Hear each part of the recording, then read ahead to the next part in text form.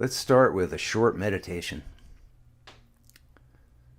Letting the eyes close easily and naturally. And just feeling the body just sink into the chair. Letting gravity give us a nice big hug. Our whole being and field just sighing. Letting go.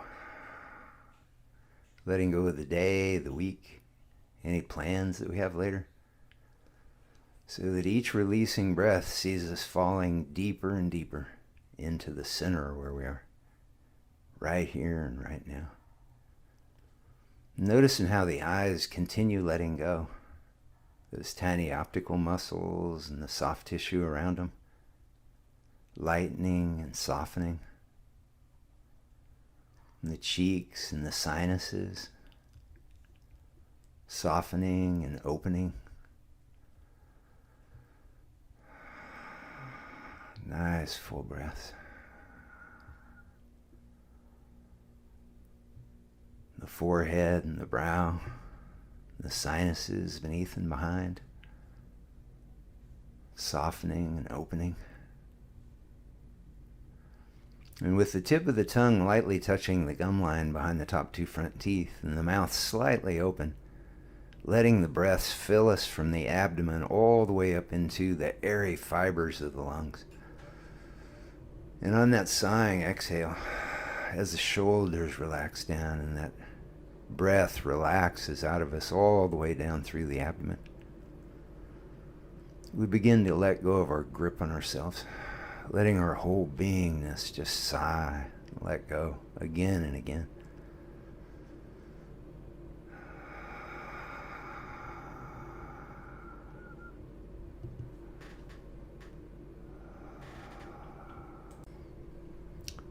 And as we breathe and let go of our grip on ourselves again and again, there's just more and more space for lightness, for a silken effortlessness that permeates the entire universe all the time.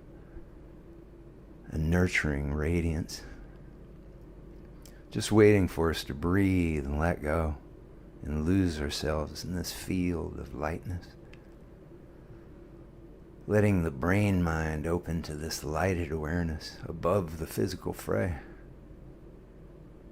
Experiencing that lift in knowing awareness. As we sigh, let the mind and the brain, the energy field that they are, because that's all they are, just letting that energy field sigh. Let go. Knowing it's safe to let go. And down through the sides and the back of the head, the base of the skull begins to let go. And as the old brain and the back of the head, or the energy field that we think of as the back of the head, just sighs, all that panic and fear stuff that we squeeze back there surrenders into the safety of this opening lightness. And the spine and the spinal fluid and the whole field, the back, and all the miles and miles of nerves being soothed and coated by that silken expanse. The sensory awareness lifting and lighting. As we sigh and let go of trying to feel or trying not to feel, so that we can just drift on whatever lilts through this lighted knowing and sensory awareness that we are.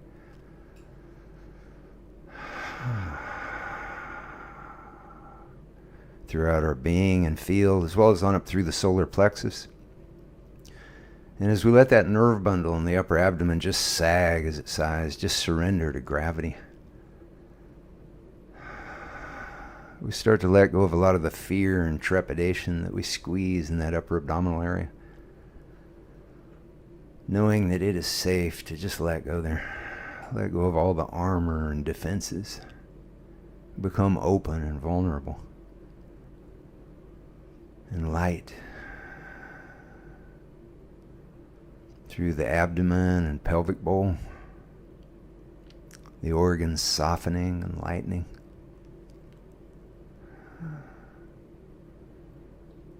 On up through the chest and the heart and the lungs.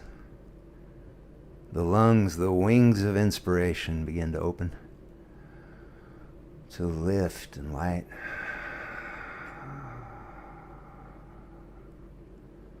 We don't make it happen, we just let it happen. Again, that silken, nurturing radiance permeates the entire universe all the time, just waiting for us to breathe and let go and allow space for it.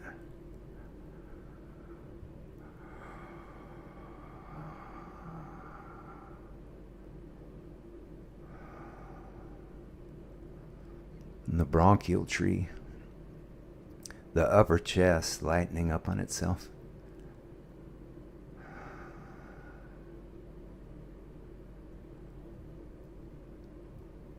Nice full breath, yawning anytime we feel like it.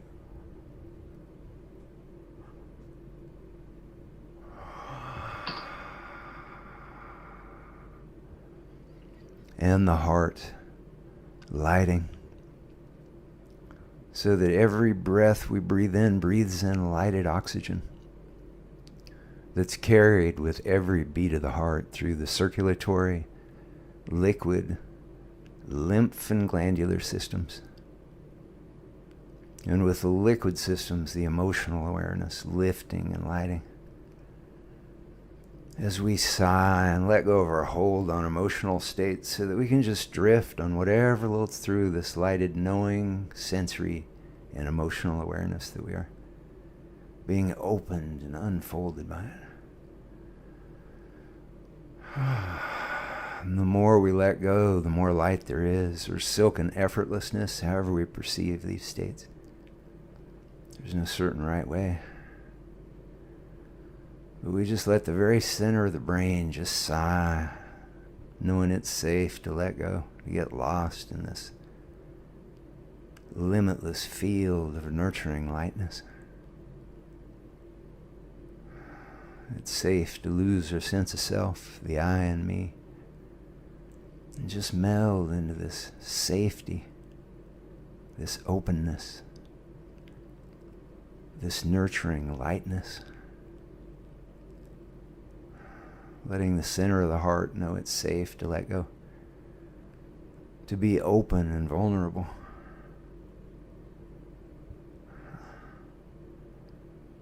And as we open to drift in this silken radiance, what we begin to realize over time is this is our most powerful state, our most powerful state of being. To just let that center of the brain and the center of the heart just let go. And just get lost in this limitless ocean of nurturing light, soothing effortlessness. It's safe to let go, to get lost in it.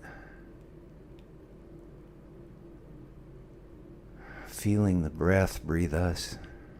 It's like we're infused with this lightness on the 1 through 5 in-breath as we just count 1 through 5 in our heads on the in-breath. And then on that 6 through 12 exhalation, we just continue counting 6 through 12 as our whole being just sighs and surrenders to drift on this lightness. 1 through 5 in, we're infused with it. We don't try, it just happens. And on the 6 through 12 surrendering exhalations, we become that nebulous, undefined radiance, drifting. Open-hearted and open-minded.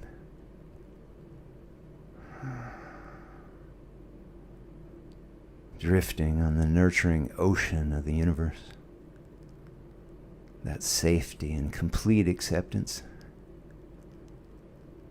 We're held lightly and dearly in it. Cherished. 1 through 5 count on the in-breaths, 6 through 12 on the exhalations.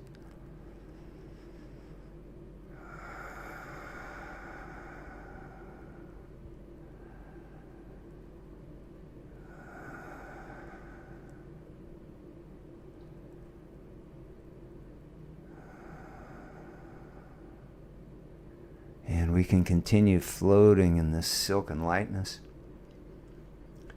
And letting the body just start to loosen, Roll out the neck or the shoulders blades or the torso, or stretch a toe or roll out an ankle, stretch a calf muscle, just all these myriad ways the body can move, and just to enjoy the pleasure of that sensation. Our awareness is completely present, enjoying the simple pleasure of our existence, and the body in motion, letting it loosen just so that we can enjoy the feeling of it.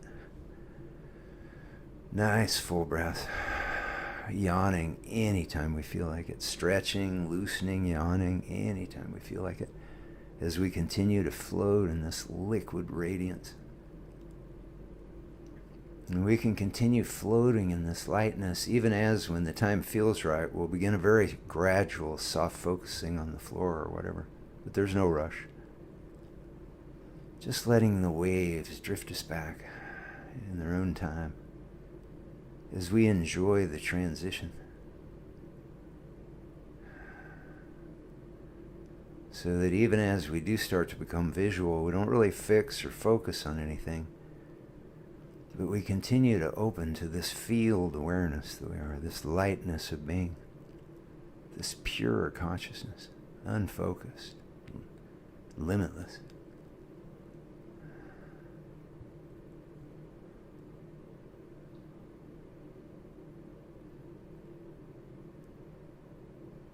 Connected to everything.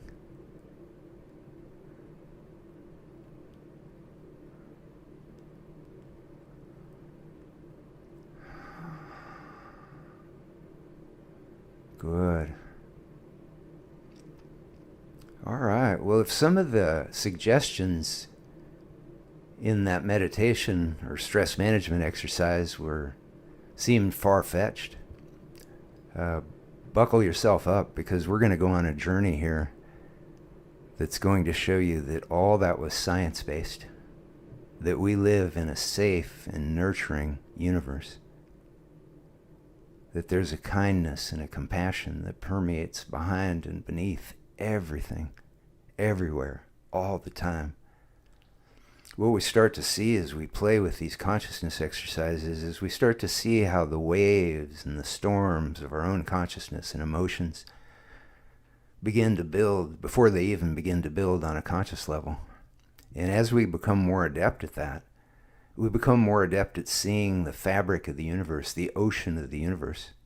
And I know some people, that are listening to this, and it could have been me at one time, would be thinking, this is just preposterous. The world is just filled with chaos and distortion and evil and violence.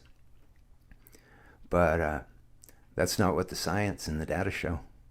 I know that's amazing. And this is going to change your entire perspective about everything, to learn about this science. What I'm going to do in the beginning here is I'm going to share a poetic narrative of the possibilities of humanity and the incredible transformation that is happening right now in our lifetimes. But it's behind the scenes. It's not being broadcast on the evening news. And so I'm going to take you through this poetically, but I want you to understand that science backs up these concepts, these visions, and this possibility. And so towards the end of this audio, I will share with you how to access the links to the science yourself so that you can prove to yourself scientifically that this is all possible. But in the meantime, what I hope you'll do is you'll just sit back and enjoy this narrative of this vision of possibility before you get to the science part. And we'll do a little short meditation towards the end of this. And I think you'll get even more out of that meditation because you'll understand that everything that we just talked about in the previous meditation is actually science-based. And it's not just visualization and poetry. As I was saying, when we delve into these mind-body experiences into alpha state, that's a brainwave state, where we let the brain waves just settle down, like a stirred up glass of water would settle down, the sediment would settle down to the bottom. And so what happens as we practice these things is we get in touch with this field concept of our existence, that we're connected to everything. And what we find through the consciousness research is that our consciousness is tremendously powerful on many different levels, from our personal well-being and our personal health to the very state of our world. And what's amazing is that the two are not disconnected. As we become more clarified in our own consciousness, it actually has a positive effect on the society at large. In fact, our consciousness can have an effect on things on the other side of the planet. And there's science that I'll get to later on in the audio that will back all this up. But the important thing for us to know, and we're not going to hear this in popular culture, it's just not discussed. The science is not discussed. But what we do know is that human consciousness is vastly powerful, again, on a personal level and a global level. For example, what the data shows is that between 70 and 85% of the health issues that send people to the doctor are caused by stress, and in most cases are best prevented or best treated by mind-body practices. So we're constantly hearing alarming headlines about the healthcare system in crisis worldwide, and that it's just costing more and more and more and more. Now, the healthcare system that we have, it's the best crisis medicine known to the history of humanity as far as we know. So when we're in a crisis, our healthcare system works excellently. But the problem is most illnesses are chronic, and they can be managed very effectively with diet and also with mind-body practices, the combination of the two. And so in reality, society could be saving trillions and trillions of dollars year after year by teaching school children in public schools all over the planet how to practice mind-body practices. And we would all enjoy the fruits of that, all that healthcare savings. So what we start to see is how the fabric of the universe has a compassionate element. It has a self-healing element. And when we tap into these mind-body practices, it triggers things in the body that create homeostasis, well, firstly in the consciousness, and then it becomes physicalized through the body. This homeostasis where our immune system functions better, but it doesn't overfunction. And our moods are much more much less volatile. It's not that we don't experience all the range of emotions, and in fact maybe even experience more emotions, because we're able to handle change and evolution and new truths and new understandings in a way where our consciousness doesn't grip onto the old way. And so we're open-minded, open to new possibility. And also these mind-body practices change the way that our brain function works, and they create what's called gamma wave consciousness. And that's where the brain is engaged in many different ways, or the mind or the consciousness is engaged on a certain issue in many different ways from many different angles.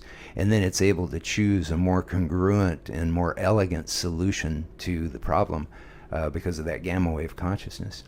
And so as we would spread these mind-body practices through public education around the planet, we would begin to save trillions of dollars in healthcare costs very quickly within a matter of years. But at the same time, we would also be creating a new generation around the planet that is able to see things multidimensionally. Now, there's also the fact that the universe, the fabric underneath it, is a web of compassion and kindness. And we see tangles on the news all the time. Those are the tangles in the web where things get distorted. But these mind-body practices, they actually untangle that web, not just in our personal lives and with our personal health issues, but also with the society at large. So I'll later refer to science that shows that when a small percentage of a institution or a city goes into these high-level meditative practices, that it actually has a healing effect on the whole of the society, not just the people that are engaged in that. It actually increases the coherence of global consciousness. And so the ramifications of possibility become extremely exciting when you start to understand the science of what we are. And our popular culture and popular media, they diminish the power of the individual. And the other thing that happens too is that when we feel powerless, we feel other people are powerless. We feel other people are more meaningless than they really are. And it diminishes our ability to come together and recognize and value our connection with one another. And one of the things that happens when we practice these mind-body practices is it changes the brain. The part of the brain that makes us feel isolated becomes less active, and the part that makes us feel more connected becomes more active. And so we see these brain changes as we practice these things, where what happens is we start to, as we let go, when we let go and go into these meditative states, we drift. Our consciousness drifts into that alpha theta brainwave state, that meditative state. It's around 8 hertz, which is around the same vibratory rate of the planet Earth, which is 7.83 hertz. So we start to vibrate near the vibratory rate of the planet Earth when we go into these meditative states. And we let go of our linear or singular consciousness. In the meditation, I talked about letting go of the I and the me, and just melding into the field of existence. And that field of existence has compassion and kindness woven into it. And so one of the things that happens when we practice these mind-body practices is that's reflected in our feeling of connection with others, because that reality exists, and we tap into it when we go into the meditative states. So then our brain starts to function more in that way. The other thing that happens with the mind-body practices is the empathy and compassion parts of the brain get larger, and the stress and fear parts of the brain get physically smaller. And so we're actually evolving our humanity. And if we spread these things through public education throughout the planet, this could possibly be passed down to future generations, because science shows that these kind of traits in DNA expression can be passed down to future generations.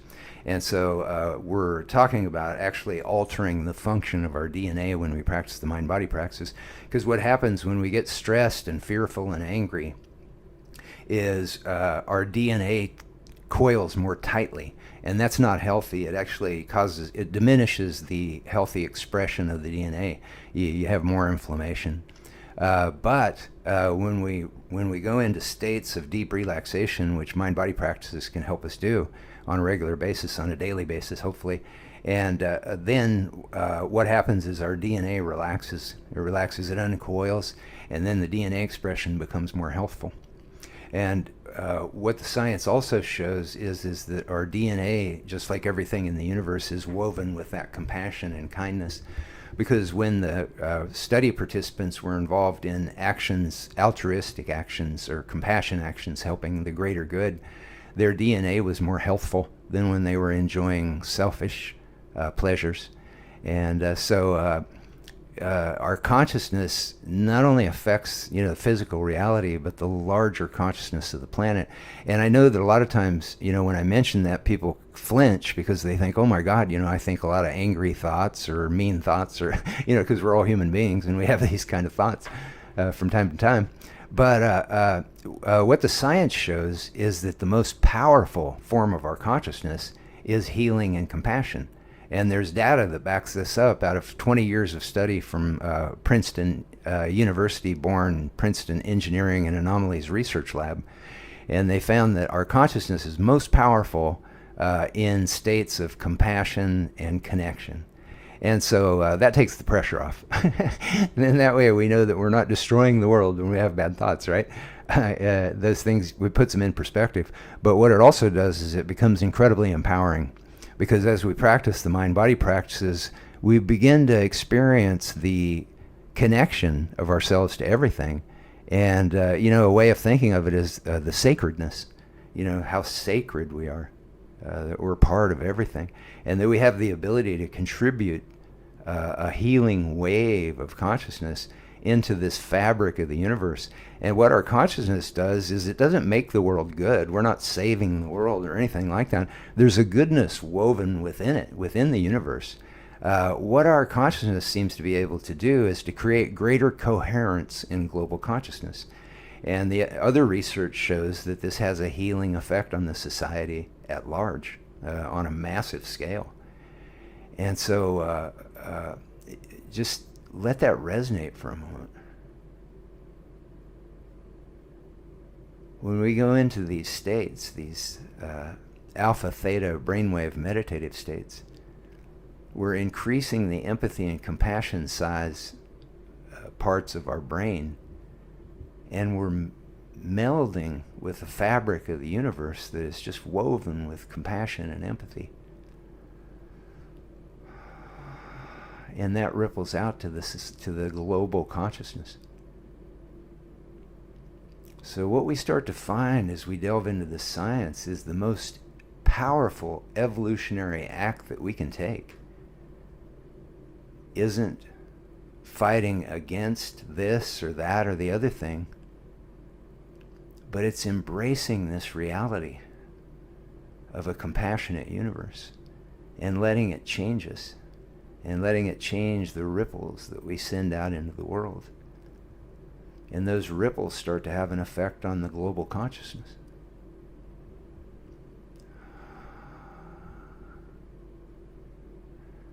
Now, actions can produce this greater coherence in global consciousness as well, because the data shows that peace demonstrations or peace protests have shown that ability to create greater coherence in the global consciousness. So we can have actions that can have this kind of an effect. It's not just about sitting and meditating necessarily.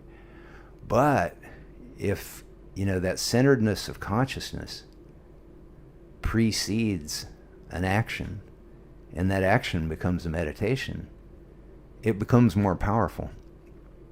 Many people probably don't realize, I didn't realize it until recently, although I had, been a young man when Woodstock happened. And so it was, it was a very, very big thing, with our generation. And so I had, heard the record and seen the documentary, and, our generation was quite excited about it. But what I only learned just recently after teaching mind-body practices for over 30 years was that Woodstock actually was initiated with a mass meditation.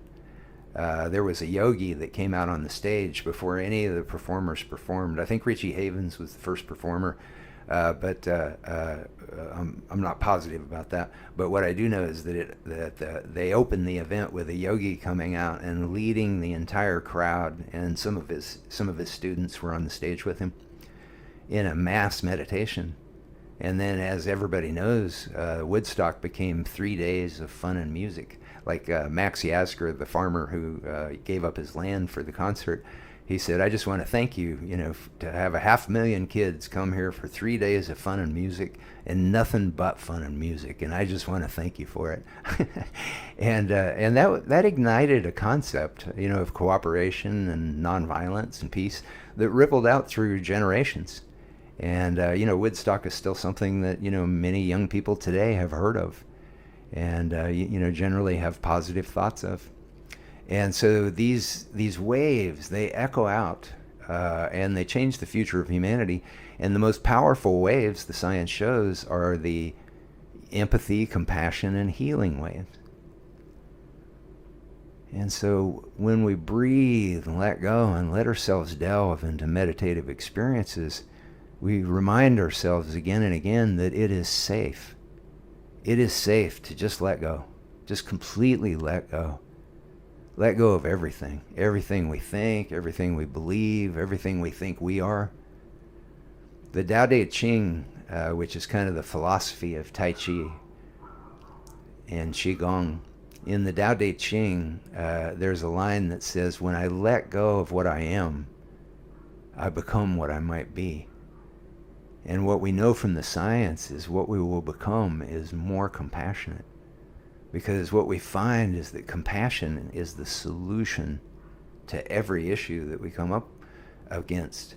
because it's woven into the fabric of existence. And so, for example, there's recent data of something called Housing First. And what different states in the United States and counties and different countries are starting to do is to not demand that people get their act together if they're homeless. They don't demand they get their act together and then figure out how to get into a house. What they do is they give them housing just immediately, so that they have a dry, safe place where they can sleep and stay clean and hopefully nourished. And then they, start to help them with some of their issues. But what is amazing about this Housing First is that the states, there's a Salt Lake City in Utah and some counties in Florida, and also the state of Mississippi, I believe. They adopted Housing First, and what they found is that they save between $12,000 and $21,000 per homeless person. They save between $12,000 and $21,000 per homeless person by doing the compassionate thing, which is to giving them a house to get off the street and into a place where they can be dry and warm or cooler, whatever, so they can rest and rejuvenate and find their way back from wherever it is that they were that got them on the street in the first place. And so when you realize something like this, what you realize is that it's insane that we have any homeless people, because we could be saving between $12,000 and $21,000 per homeless person by giving them some housing to get off the street.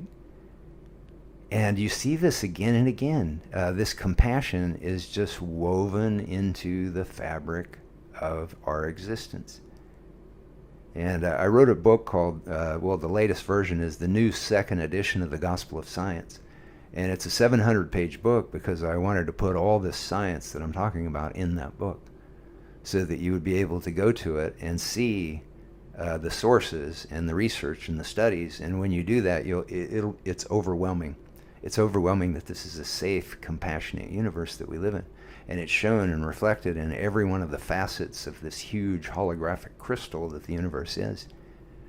Now, a lot of people would say, well, wait a minute, it's not a safe, friendly universe. I every night on the news, or every time I click on the internet news, I'm reminded that the world is very dangerous, very violent. Well, that's just not true. And one of the things meditation does is it helps us clear the circuits of our consciousness and reboot our computer so that we can look at things freshly without old prejudices. Now, I'm not saying that that this happens, to everybody that meditates. It depends on how we approach meditation and how much we go into that alpha state. But it does give us a greater ability to let go of a prejudicial way of seeing reality and open to new information and new data when it's presented to us, just like I'm presenting new data to you right now. So the planet Earth is vastly less violent than it has ever been before in human history. And I know, if you're a regular news watcher of, corporate mainstream news, you're revolting. Your consciousness is revolting against this right now. And in fact, you might even be, getting a little bit angry at me right now, because I've experienced that. But it doesn't bother me as much anymore because I realize it's just because people just don't know. They just don't know the reality. There's a great book called The Better Angels of Our Nature by Steven Pinker, who I believe is a social psychologist at Harvard. His book does a forensic history of humanity. And what he found through this exhaustive analysis of human history, all the way up to the present day, is that the planet Earth is incredibly less violent than it has ever been before in human history. But, we've got a false reality. We think that it's more violent, but it's not. And, and then, when I do public presentations, I do corporate stress management presentations from time to time. And I can see in people's eyes that they just aren't buying it when I, tell them that, the country and the planet are dramatically less violent than before. And I can tell that they're rejecting it because of the news, because I used to watch the news all the time, corporate mainstream news all the time. And and then I just started doing research, and actually looking where sources, if somebody mentioned sources, I started going to the source, and then I started doing my own research to see if there were other major studies that agreed with that source. And you learn how to be a discerning researcher of reality once you realize that you're getting a distorted reality if you just accept what's served up to you on a platter, and the internet links, or the the cable network news or whatever. But for example, this is gonna blow your mind as well, unless you're already aware of this fact, but very few people are. But violent crime rates in the United States and in many countries around the world are at 40-year lows. Now, I know everybody's thinking, wait a minute, I just read an article that said that it's just shot up more than it ever has before. Well, there was a snapshot where it, for like one day it shot up maybe more than it has in other days, but it's still at a 40-year low. There's a downward flowing chart over the last 40 years of violent crime rates in the United States and in many countries around the world, dropping precipitously to like 40-year lows in violent crime. And even with that spike that the media put in all the headlines a few days ago, it's still at a 40-year low. That spike, if you look at the graph, which you can look at it in the new second edition of the Gospel of Science, and that's FBI is the source for the data. And so the reason that our mind tightens up around these realities, these new realities, is because it throws us into a panic state, because we start to think, oh my, if I believed that, because the news made it seem like that was reality, but it wasn't reality, then the whole foundation of everything that I think is being shaken. And what I can tell you is that's a really good thing, because it happened to me. It's like I didn't know these things. I learned these things through 40 years of research. What happened with me that drove me to discover all this science that just keeps revalidating and reinforcing the reality that the fabric of the universe is woven with compassion and kindness was I had an extraordinary consciousness experience many years ago, about 40 years ago. And what happened was it changed, it altered the way that I see the whole universe and my place in it. And I experienced this field connection of everything. And it was the most exquisite thing that you could ever imagine, to feel that connection with everything. There's nothing to be frightened about. It was just like, it was so obvious that there was just this kindness and this compassion behind and beneath everything and everyone, everywhere. And since then, it's virtually impossible for me to see anyone as evil.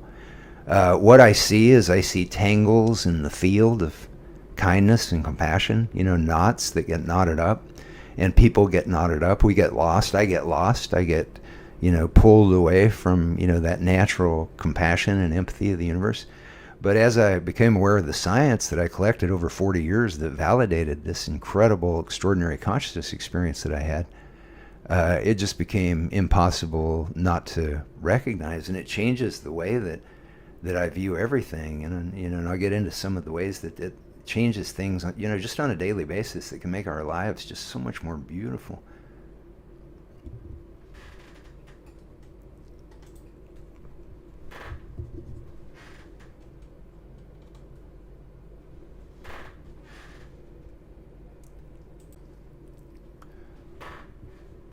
So even though I'd had this incredible experience that just changed my perception of everything and made me feel so connected to everyone in humanity, I set about over the next 40 years to collect the science on consciousness and mind-body practices, and eventually the social science and the physics that shows how our consciousness affects the whole planet.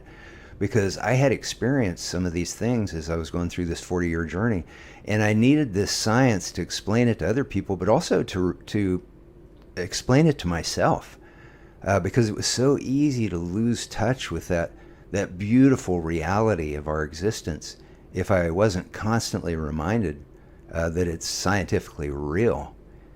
And it really changed how my whole life unfolded. And but then during 2020, 2021, when the pandemic hit, like many businesses, 500 million small businesses around the planet went out of business during that time. And so, like many small businesses, it was just like my business just shut down overnight. And we were just reeling, wondering how we were going to make the house payment and things like that. And, of course, this was happening to people all over the planet. It was a very traumatic event. And then, over time, fortunately, I was able to get some unemployment benefits because I taught through a major medical institution. And so that helped get through. But then what happened was I started doing, what a lot of people did during the pandemic, which was watching the news, watching the mainstream news constantly. And what I began to realize over time was that it was really diminishing my health, mental, emotional, and physical in a huge way. And I had an epiphany at some point where I just walked away from all of it. And I just immersed myself in meditation and Tai Chi and Qigong and yoga and mindfulness. And I would sit in my backyard and, just acknowledge the beauty of the flowers around me. Because what the science shows is that if we utter or direct a compassionate phrase to something, that it actually adds to the beauty and the symmetry of that thing outside of our bodies. And the studies have shown this to happen with water crystals on the opposite side of the planet. People's positive consciousness had a beautifying effect on the water crystals that were forming on the other side of the planet. And so we see that our consciousness, there's been studies that showed that if you talk to your plants, that they grow more healthfully. And but what we don't know is it the sound vibration or is it the emotion? Is it acknowledging the beauty and the value? The compassion experience of connection with that plant, because you're showing that you care about it when you talk to it. My wife talks to her plants all the time. When they look just the leaves a bit droopy, she looks at them and goes, "Oh, you're thirsty. Oh, I'm sorry, I didn't notice." And then she waters them, and she's got the most incredible green thumb I've ever seen in my life. Virtually anything she grows. And so I'm kind of amazed by that. And so this is part of the that fabric of the universe that I was talking about. There was a study, an unpublished study at the Princeton Engineering and Anomalies Research Lab that Adam Curie, one of the researchers who was involved in the project, talked about. And he said that they had a dark room with four corners, and they had a grow light suspended from the ceiling, controlled by a random event generator. So what that means is that the light should have shown up about 25% of the time in each of the four corners, because that's statistical probability. If you couldn't count on statistical probability, there would be no casinos on the planet, because that's the only thing that keeps lights on in Las Vegas. And but what Adam Curie was very excited to explain in an interview was that when they brought in a living plant and they put the living plant in one of the corners of the room, the light, the random event generated light, ended up shining disproportionately in the corner of the room where the plant was that needed that light. It needed that grow light for sustenance. So just let that settle in for a moment. The universe knew that there was a need over there. And so we have this compassionate universe. It's woven into the fabric of everything. And as I was saying, what the mind-body practices do is they help us let go. They help us let go of our programming, our false realities, so that we can open to a newness. And it doesn't mean we accept everything that's new, but it means that we're open to investigating facts and realities, even if they don't agree with an old reality that we had. And that is a hugely important thing for us to be able to do in these times, because everything's changing so fast and the science is coming so fast. And so this compassion and empathy that's written into the fabric of the universe, and it's shown in the studies that show how mind-body practices reduce the violent incident rates of prisons and of whole cities when you have a certain number of people practicing mind-body practices in that city.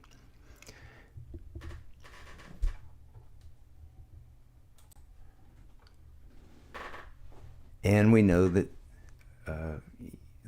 kindness or thoughtfulness towards plants facilitates their health and their growing. And so what I started doing after I gave up watching corporate mainstream media was I started spending time in my backyard, and I would look at the orchids and I would just think in my mind at first, I would just think, you are so beautiful and so elegant.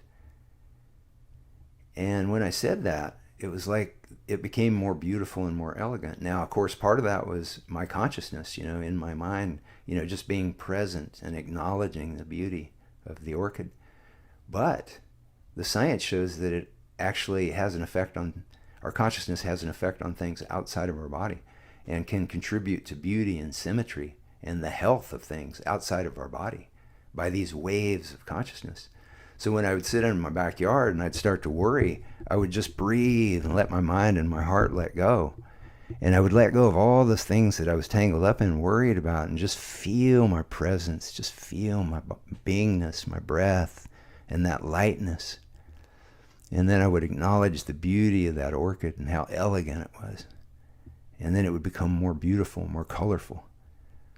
And then I would have these little tiny pink flowers next to me, and I would look at them every morning and I would go, oh, you're so cute. and I've taught my grandchildren how to do this as well. Talk to the plants, talk to the animals. We're all connected. And, I'm not saying we, get verbal communication, but we are exchanging oxygen and CO2. We're exchanging bioenergy or life energy or chi or prana all the time. And we're connected to everything. And our positive thoughts have a positive and beautifying effect on the world around us. And so what that ritual has done for me, to sit out in my backyard and recognize how sacred and beautiful the trees that are next to me are, and how we're exchanging energy and oxygen and CO2, and that it's nurturing. And the flowers have more DNA, more sophisticated DNA than human beings do. And they exist there with that incredible beauty that uplifts us. When we enjoy beauty, we go into a gratitude state. And what the science is showing is that when we're in a gratitude state of consciousness, enjoying our own beauty and sensation, or the beauty and the splendor of the world around us and the connection, that has a healing effect. That gratitude state has a healing effect on our brain and our heart. And it actually changes their molecular structure. So being in that gratitude state as often as possible becomes a very healing experience. And so now my backyard is this place where life is just teeming, and I'm recognizing everything, and the beauty and the just specialness of everything. And I started doing a meditation from time to time, where I kind of had this image of being on a cold, gray, sterile spaceship hurtling through space, trying to find some place that was habitable, where we could touch down and get out of that ship finally, me and thousands of other people. And then we turn a corner and we stumble across this blue and white planet. And as we get closer, we see that it's blue and white and green.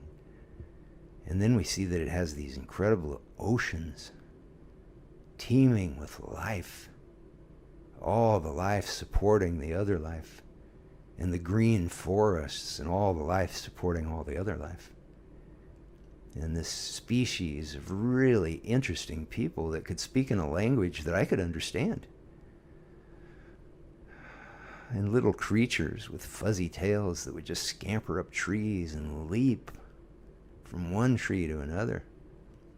And the air was fresh and clean and filled with just the right amount of oxygen. and everything. And it was just the right temperature, just the right distance from the star that it went around. It would be beautiful beyond imagination. It would be so joyous. And here we are. Here we are on that beautiful planet.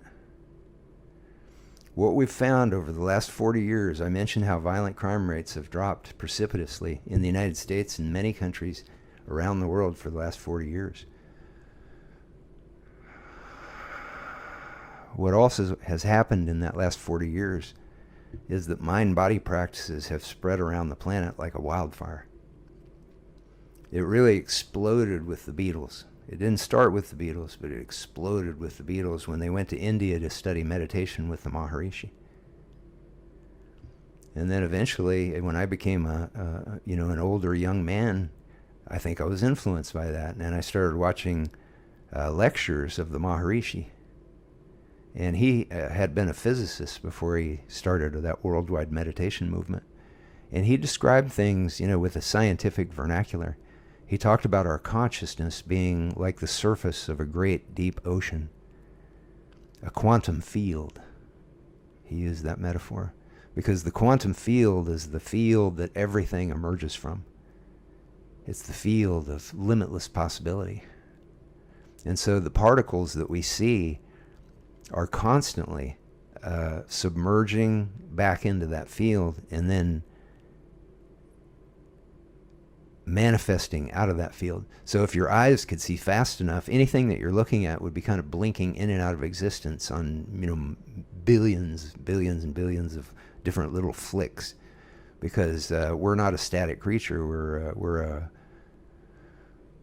a vibrating field of energy that has the ability to meld into the vibrating field of all existence.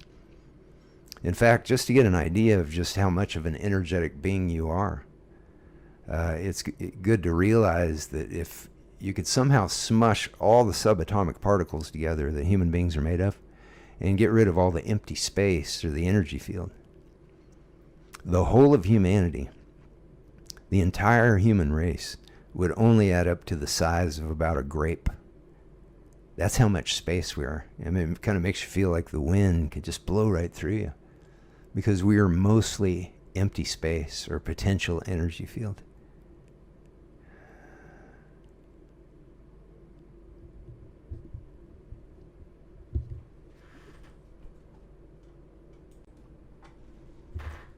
So for me, the Maharishi was perhaps the beginning of my scientific investigation into consciousness and mind-body and physics and chaos mathematics and all the things that would help me understand and comprehend what these extraordinary states of consciousness could be.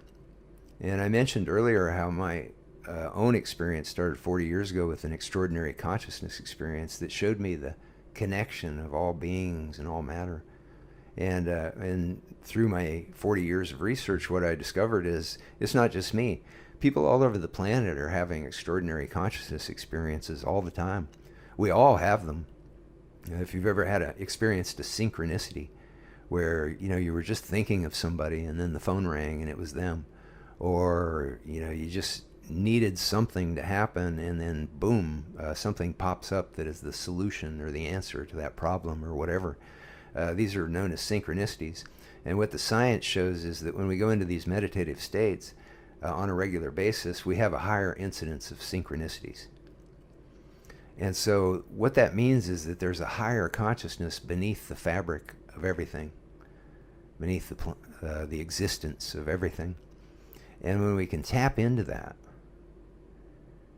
we open to that gamma wave consciousness and we find more elegant and simple solutions to everything. And what we find again and again, as I mentioned before, is that compassion is the solution to everything. And that's what those states bring us back to again and again.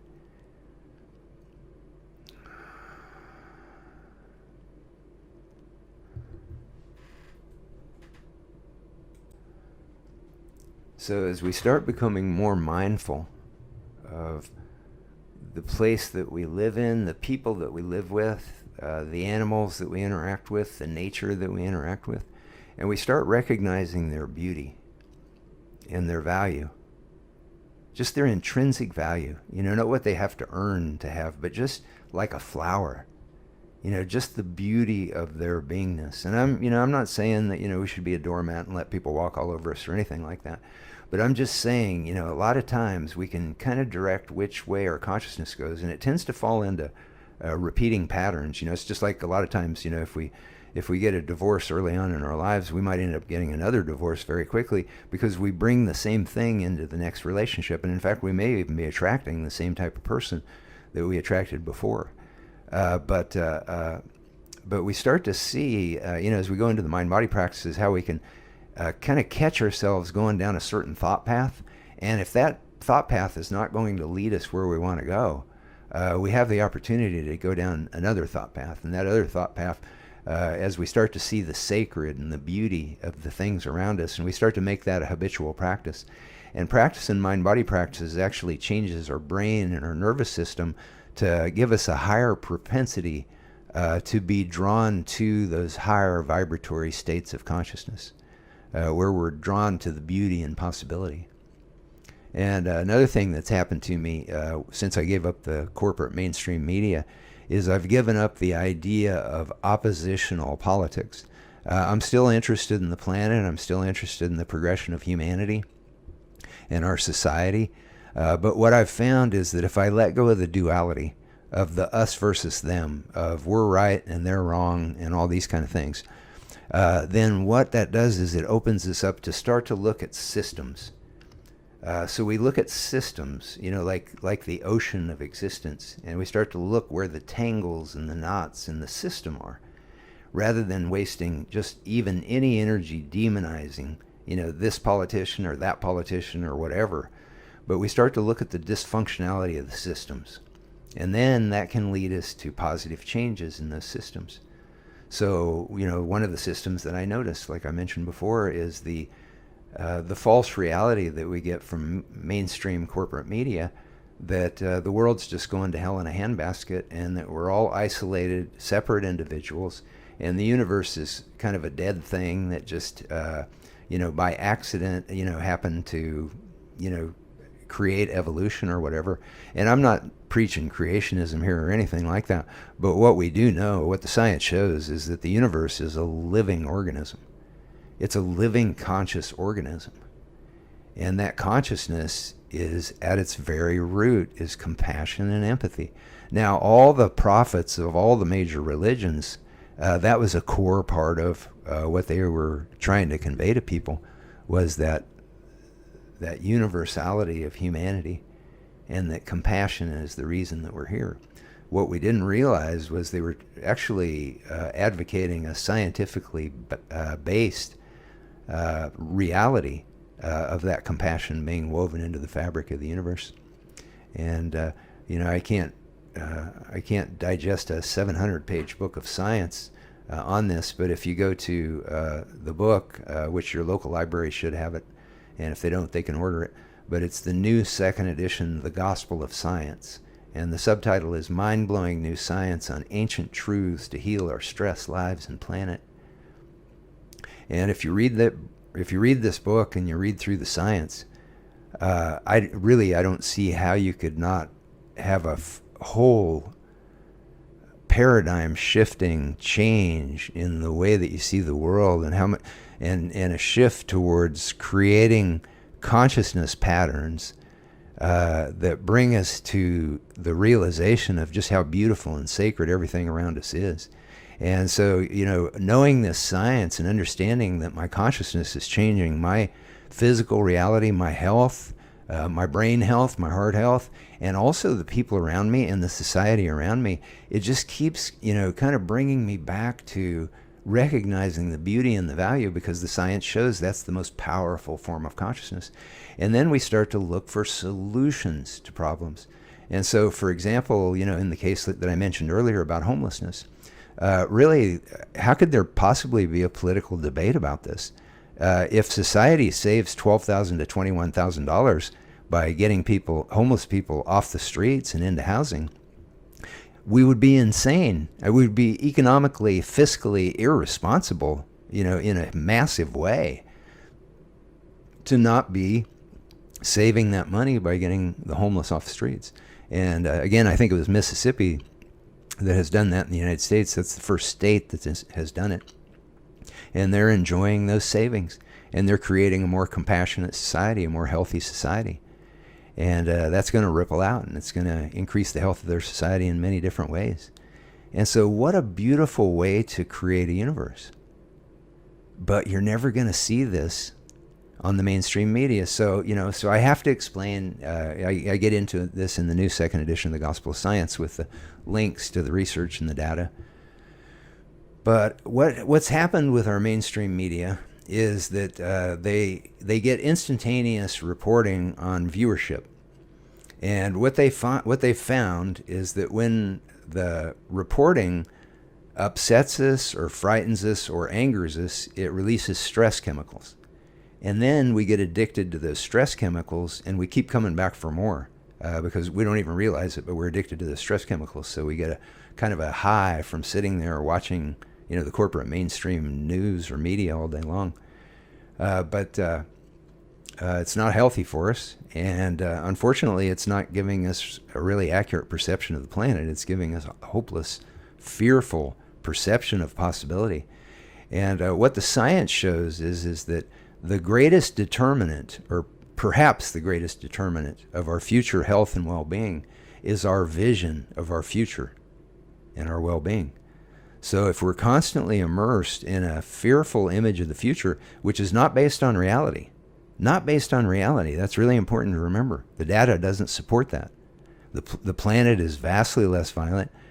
Our society is vastly less violent. It's at 40-year lows in violent crime rates. And so, but by stewing in a false reality over and over and over and over again, and believing that it's a fearful, dangerous world, then what that does is it diminishes not only our health, but it diminishes our future and the possibilities of our future. And so I'll conclude this with a meditation, but before I do that, just one last thought, just some food for thought. Albert Einstein, perhaps the greatest mind in the history of humanity, said that the most important question that we can ask ourselves, is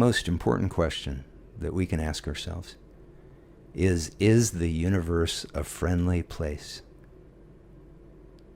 Because he knew that our answer to that question, is the universe a friendly place? Our answer to that question is going to change the future and how the future unfolds. Because if we see a fearful, dangerous future, then what the science shows is we've got a higher propensity of realizing that. And so what we find, and I get into this in the book, what I found was I just stopped having that dualistic approach of demonizing this person or that person, and rather just sticking to the issues. And the issues are, what saves money and what creates a more coherent society where everybody can function and thrive in a most healthful way and least stressful way, because that takes pressure off of us, and then that dramatically reduces our health costs globally if we adopt policies that de-stress people instead of the opposite. And so we can change everything by changing our consciousness. And then the book that I wrote, it culminates in the formation of the Global Transformation Project. And you can go to globaltransformationproject.org, and you can learn about our effort, and you can sign a petition there to get mind-body practices, mind-body education as a core part of public education. So science-based, and there's a ton of science behind all these. I have it all in the book. Yoga, Tai Chi, Qigong, meditation, and mindfulness. So we're advocating a 1 hour a day mind-body practice or mind-body education course that students would take from kindergarten all the way up through university. And there's ways to teach these things to children in age-appropriate ways, and kids love it. I've taught children, for 30 years. And I have 3 grandchildren, and they've all been exposed to it, and they love it. You just have to teach it in a way that's playful and fun, and they resonate right to it. And then what happens is in 12 years, you've got a planet of mind-body masters graduating from high school that are emanating waves of greater empathy and compassion into the global consciousness. And the science shows that that's going to increase the compassion and the empathy of the entire planet's consciousness.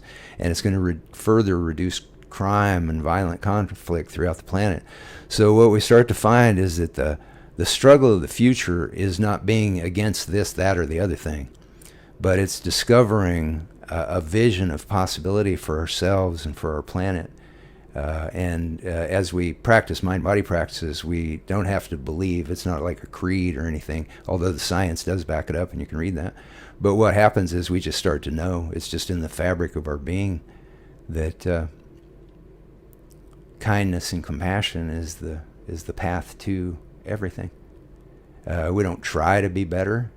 It just happens. We just become more kind. And I had an emergency room physician in one of my first hospital classes about 30 years ago. And he ended up having to take private lessons because he had a crazy schedule. And after about the third class, he just confided to me when I went to his house. He said, "Bill," he goes, I don't get this. I don't understand the meditation. I don't know what I'm supposed to be doing. I don't know if I'm doing it right or whatever. And I said, "Well, just stick with it and just play with it, John. Just see where it goes." The next week I came back and he goes, "I think I'm starting to understand what this meditation stuff's doing." And I said, "Oh, really?" I said, "What happened?" I said, "Oh, really?" I said, "What happened?" And he said, "Well," he goes, this week, my ER staff said, 'We don't know what you've been doing, John, but you were way easier to get along with than you used to be. So keep doing it.'" And so that's the thing. We don't have to understand or control these experiences. They operate at a much higher, more sophisticated level of an integration and a wisdom that permeates the entire universe. And that wisdom is compassionate and empathetic and kind.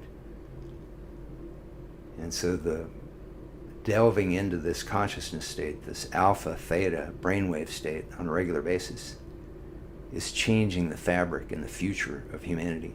And again, we can escalate this and make it happen much more quickly. If you go to globaltransformationproject.org, sign our petition, and please share that information, share that website with everyone that you know, and encourage them to sign our petition and to spread that information. And we can get a United Nations resolution to advocate mind-body education as a core part of public education worldwide. It wouldn't be mandatory. Any country, any school, any student would be able to opt out and have a study hall or a PE course or whatever. We just recommend that they have an opt-out thing, because what our research has shown through teaching in public education is that these things work very powerfully if the students are there because they want to be there. And if they are, and if they do, we start to see bullying rates, behavior rates improve. Bullying rates go down, improve behavior rates. Illness and absenteeism start to go down in schools that adopt these things. And so globaltransformationproject.org. And so let's just finish with just a quick meditation. Eyes closed, tip of the tongue lightly touching the gum line behind the top two front teeth. And feeling the breath fill us from the abdomen all the way up into the airy fibers of the lungs. And on this sighing exhale, as the shoulders relax down and away from the neck, everything that we are just letting go.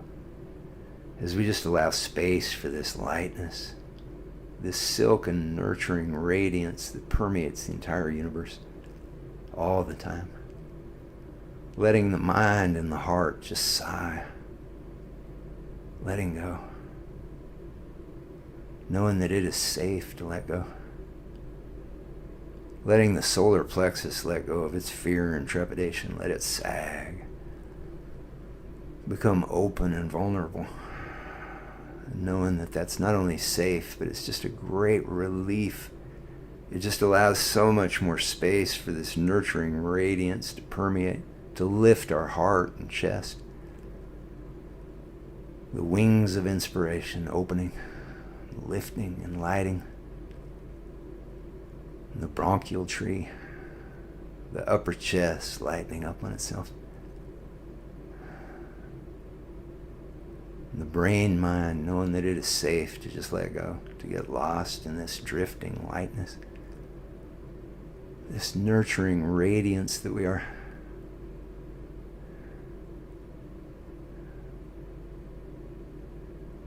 Good, and we can continue to float and drift in this safety, even as we move through our day-to-day. And we can touch into this higher lighted awareness anytime we want to just breathe and let go of our grip on things. Let our mind, heart, body, and beingness, our whole field, just sigh, drift on that light. That silken effervescence.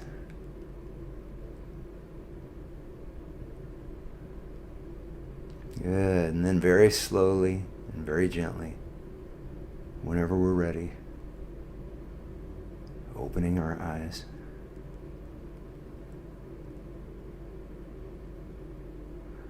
Good. We can continue to move in this lightness, this pure, unfocused consciousness,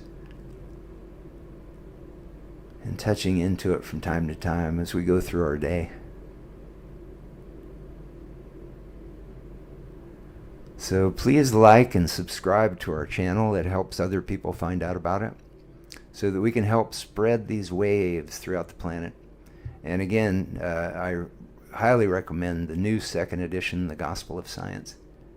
It'll change the way that you see everything, and it'll make it perfectly okay to enjoy that transformation, to let go of old false realities, and to enjoy the possibility, the limitless possibility that's there once we know the science, we practice the practices.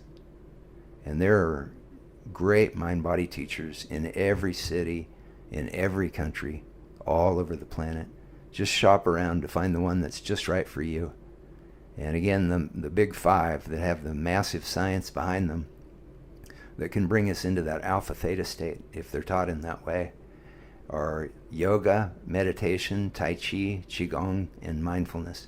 So you can Google around and find many different schools of these different five in your area, and then you just look around until you find the teacher that you resonate with, and hopefully one that will bring you into the meditative state as part of the practice, because that's where the magic happens, that alpha theta brainwave state. And another thing that I'll recommend, and I'm not pushing this product, but it's the only one that I know of right off the top of my head. Please feel free to put other products that do this in the comments below if you know of any. But it's called Muse, like the Greek Muse, M-U-S-E, and it's a headband that you put on that can read your brain waves, and it syncs with an app on your telephone. And so then it'll give you little meditations that you can practice, and it actually tracks your brain waves, and it can tell you when you're in that alpha theta state or when you're in the busy beta brainwave state, and it can help you train your consciousness to be able to go into that alpha theta state much more easily and much more effectively. And and it keeps track of your records so that you can see how you improve your ability to be in alpha theta state. And it's a lot of fun. The Muse is a lot of fun, and the other programs like that may be as well. So please leave comments.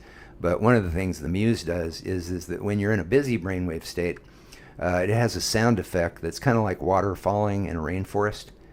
So it's not a disturbing sound, but it lets you know that your brain's busy, in normal busy consciousness. But then, it encourages you to breathe and let the mind and everything let go and drift. And then when you drift into that alpha theta state, when your mind kind of drifts into neutral, then what happens is the rain sound goes away and you have silence. And then if you drift way down into a deep meditative state, like that alpha theta, getting towards theta, the first sleep state, then what happens is birds start to chirp. And then when you hear those chirping birds, then you go, wow, I'm a great meditator. And then the rain starts to fall again because your brain got busy. And so you just get used to the dynamics and the waves of the ocean of consciousness. And it's just a really fun thing to do, and it's doing you incredible amounts of good while you're playing this really fun game of learning how to affect your brainwaves. And it's very empowering, and it'll change your life and develop that gratitude state of consciousness, where you can become more mindful and present. Just at the beauty of the sensation of the sunlight on your skin, or the breeze on your skin, or the cool water that you drink going like silk in your mouth and down your throat and into your stomach. So these little moments that make up our lives become very precious and very sacred, and that's that gratitude state of consciousness, which the science shows is very healing. And John Lennon had a great line in one of his songs. He said, life is what happens to you when you're busy making other plans. And so these mindfulness or mind-body states or practices that we can do to bring us into that alpha theta state, what they do is they help us become more and more present, so that we're here for this life, so that it's not just noise that's happening because while our brain is busy making other plans. It's that presence of being in the moment, the magic of the moment.